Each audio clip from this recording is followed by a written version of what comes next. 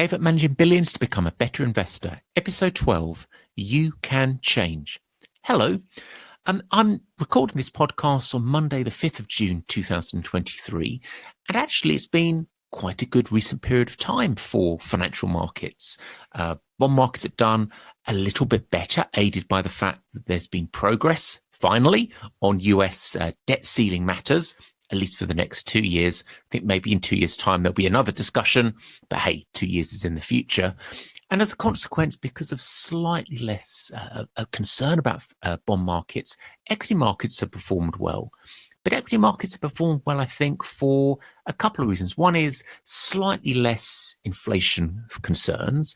That's perhaps another discussion as to whether that is true or not, or what sort of the ultimate conclusion from all of those better than expected inflation numbers in Europe and the States have been. But the other issue is market split. And I say market split because it's so easy to talk about equity markets as did the S&P 500 go up? How has the FTSE 100 been doing? Etc., etc. But reality is markets, you need to think about composition, about sector split, about that sort of underlying dynamic. It's not just a simple thing as equity markets went up, therefore everything's wonderful, because not every stock will go up. Similarly, when markets go down, that's not to say that everything is terrible. My goodness, there are always probably, I would say, a sort of a 10, 30, 60% split on markets. 10% are distinctly doing something very different from what you think that markets are doing, i.e. when the markets are going up, they're going down, and when the markets are going down, they're going up. 30% of the market, I would say, are kind of doing very little, up or down, irrespective of whether markets are going up or down. Generally, they're kind of broadly unchanged or just down or up a little bit. Pretty boring stuff, i.e. not really beating what maybe cash in the bank would do for you or something like that. The other proportion of the markets, I guess that would be the 60% that's left, are kind of distinctly doing something quite akin to what markets are doing. If markets are going up, they're going up and going up quite nicely. But the same happens when markets go down. They also go down quite nicely too, or poorly as the perception may be. And of course, that is the nature of markets, I guess.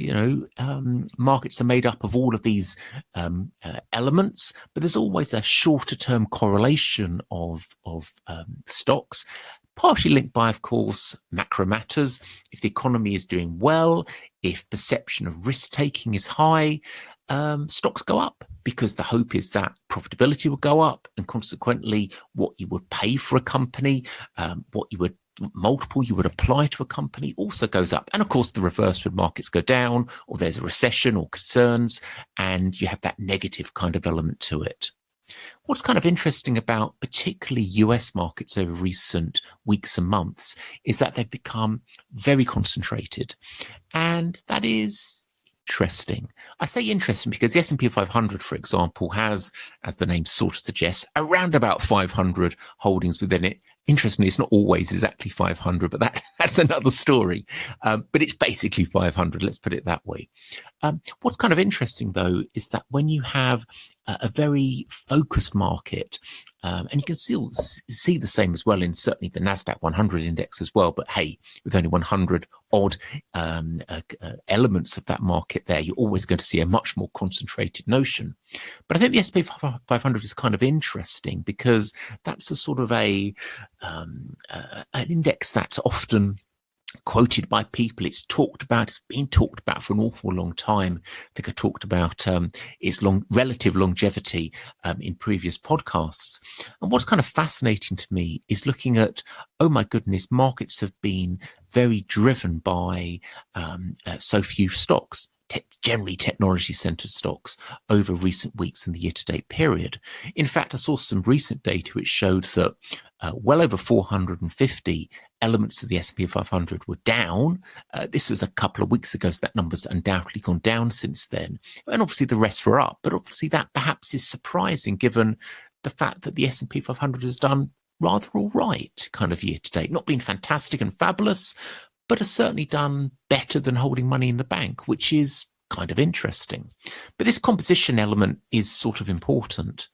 The thing is, of course, you often get changes in markets as well. And it's kind of interesting. I did some analysis as to which were the longest stocks in the world at various points of the last 40, 50 years. In 1980, it would have been IBM. And we can talk, have a bit of fun talking about the historic perception that it's not wrong buying IBM stock, or you can't be criticized for buying IBM stock. That, interestingly, was a sort of a famous quote, or a quote akin to that. For all fund managers, you can't go wrong buying IBM in the 1970s and 1980s. And you can guess the reason why. Being the world's biggest stock in 1980, is clearly had done well, and clearly, therefore, it was less of a criticism to hold it. You couldn't go wrong, even if it did go down a little bit. Who would blame you for buying IBM? Similarly, by 1990, it was NTT, which those of you who follow Japanese stocks will know quite well.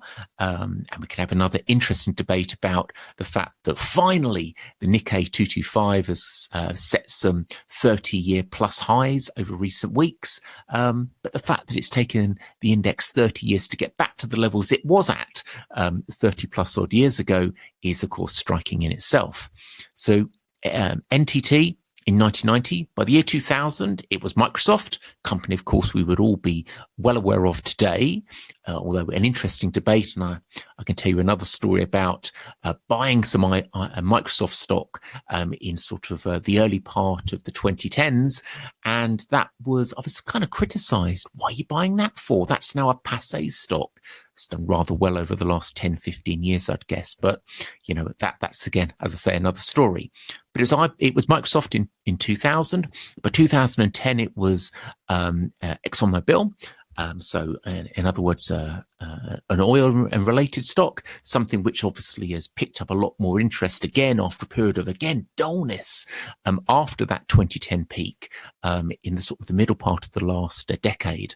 And obviously during the period of time after COVID, concerns started to raise, oil stocks started to perform quite well.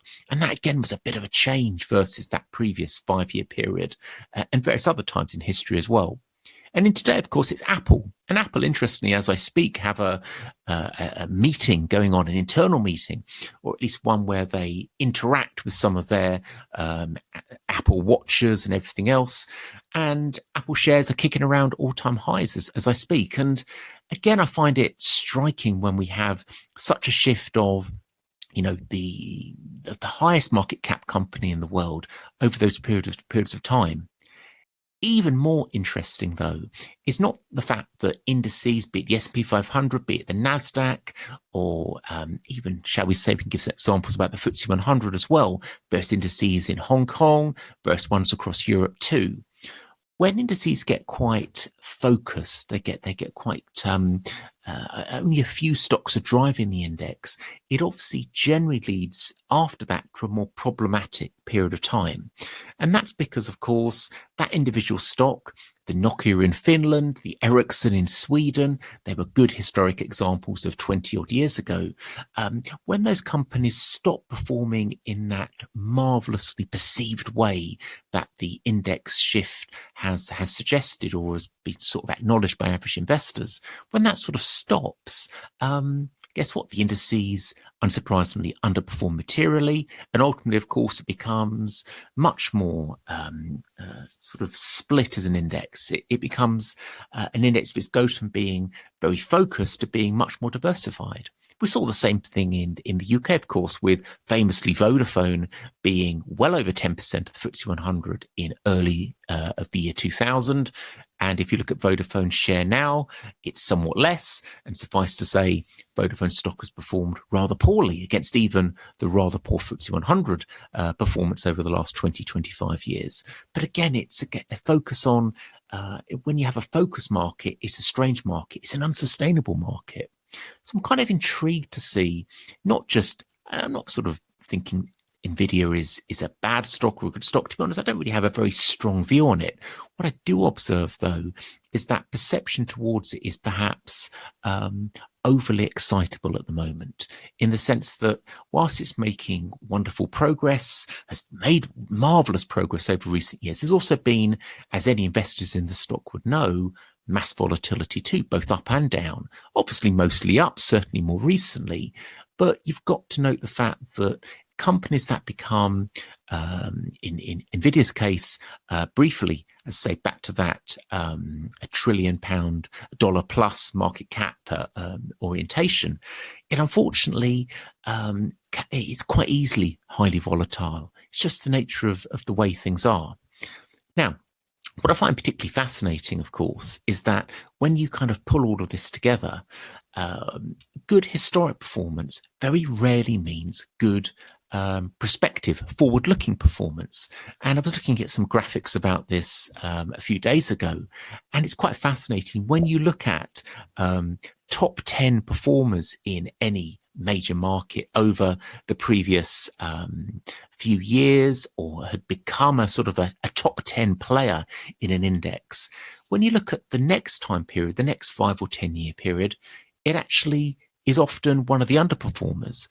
It's not clearly every stock, and I'm sure there are plenty of examples, some examples at least, where this wasn't the case. But on average, if you have a company which is hyped, which has done remarkably well, perhaps initially for some very good reasons, but then is perceived, oh my goodness, this is a must-hold stock, we've got to buy this one, you're not going to be blamed for buying IBM and stuff like that, there will become a time, as I could observe for you with IBM, with NTT, even with Microsoft, and, let's debate it. It could even be with Apple over time, Nvidia and related, of relative disappointment. Not just a bad year, but actually a bad number of years. Obviously, us as Europeans can talk about the Nokias and the Ericssons and say, look at that hope factor in the year 2000 or around that time period, and look at the reality now. And obviously, the story of how Nokia shifted and lost its dominant early status in mobile phones, and look at what Apple and iPhones have done over the last 10, 15 years by comparison. But is it something always wonderful, always sustainable? And my feeling is it isn't. I know there are some companies which seemingly have done marvelously over not just 10 years or 20 years, but seemingly a few generations, hundreds of years and related. But they are the exceptions. They can't all be HSBC, which interestingly has done marvelously well ever since its inception. But let's face it, there's been some remarkably high levels of volatility, and also rather in more recent years, with the exception of the last 6-12 months, of some rather shabby performance periods too, for kind of some obvious reasons in terms of global orientation, tricky times for financial markets, and related. I guess what I'm trying to say is, with the world of investment, and we've talked about this a little bit before in previous podcasts, and again, if you haven't listened to some of my previous podcasts, please go and check some of them out. Some of them, as always, when I talk, I realize that I'm saying a few things which I've already said in previous podcasts and related. The reality is that investment is never easy, in the sense that you have to work hard, you have to put the time and effort and analysis in.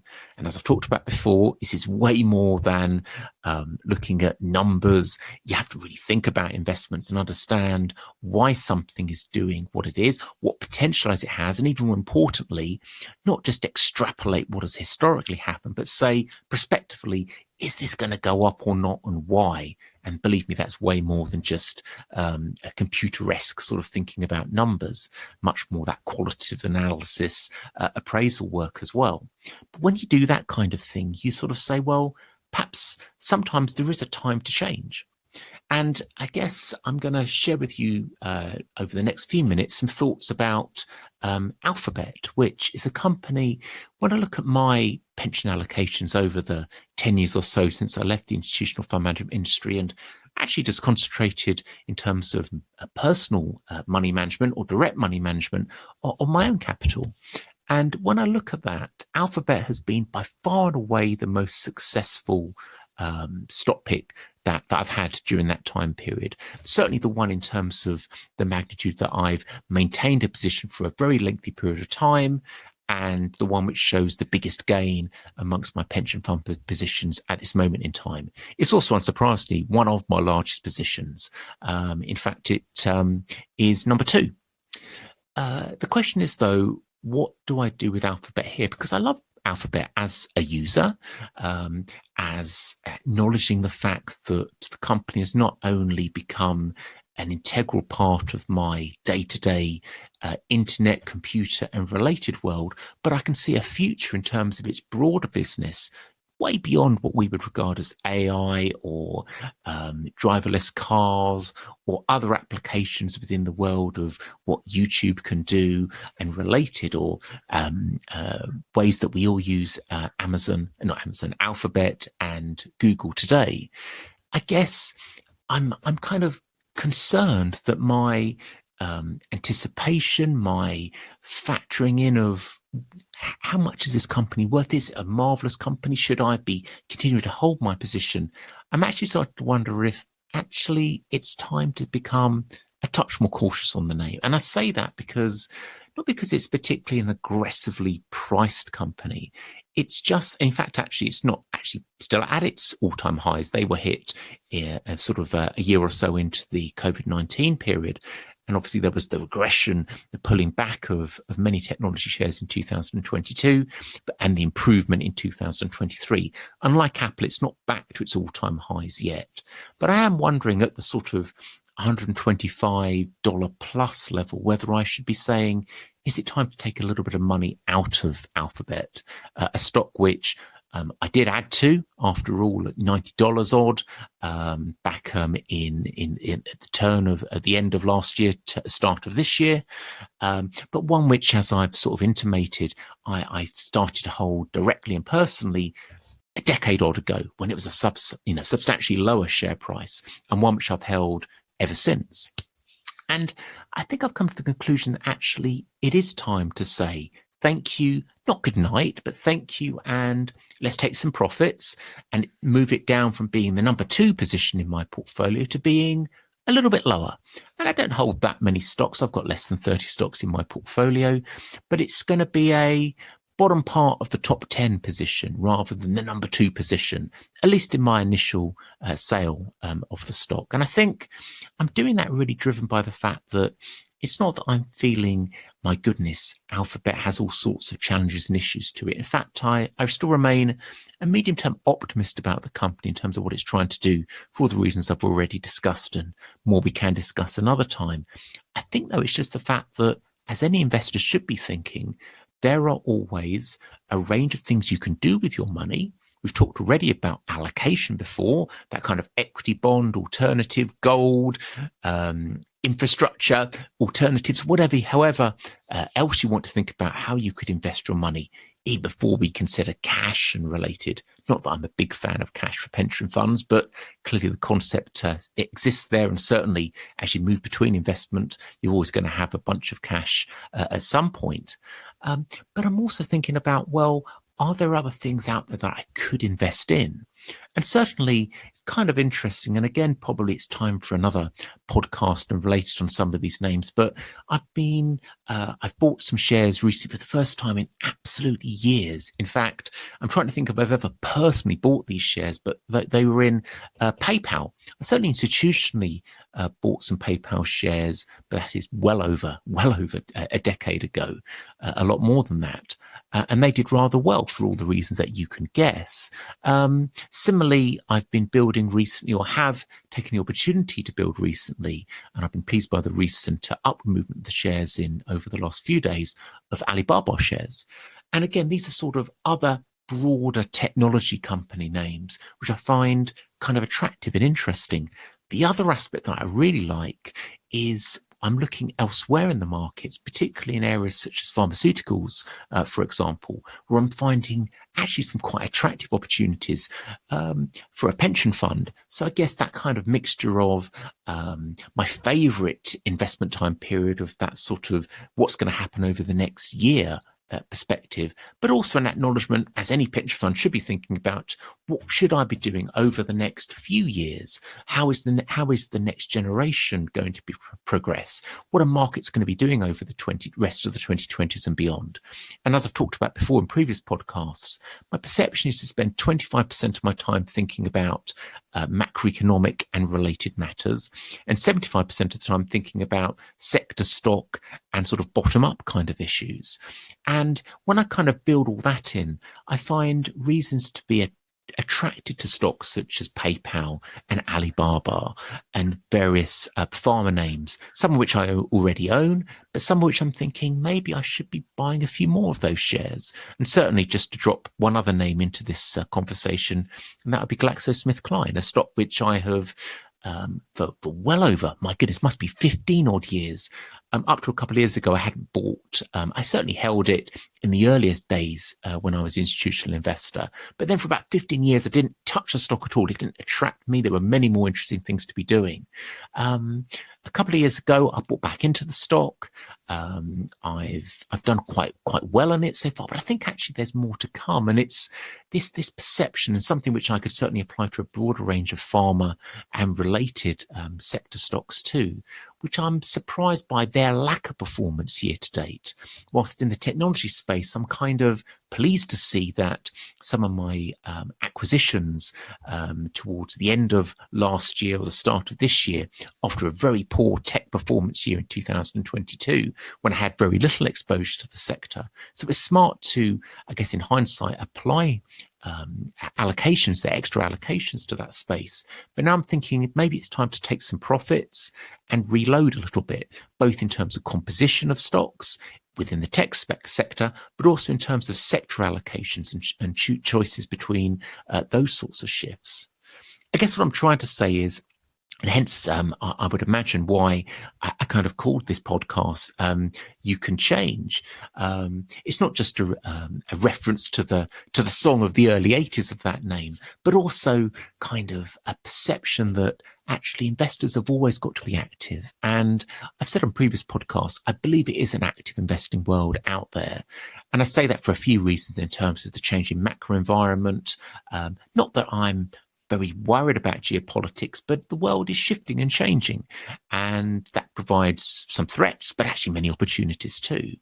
But it's also this perception that when I see indices very focused, markets with certainly, as the aforementioned US technology sector particularly showed, very big allocations, very big focus on a few names, I start to get worried and concerned.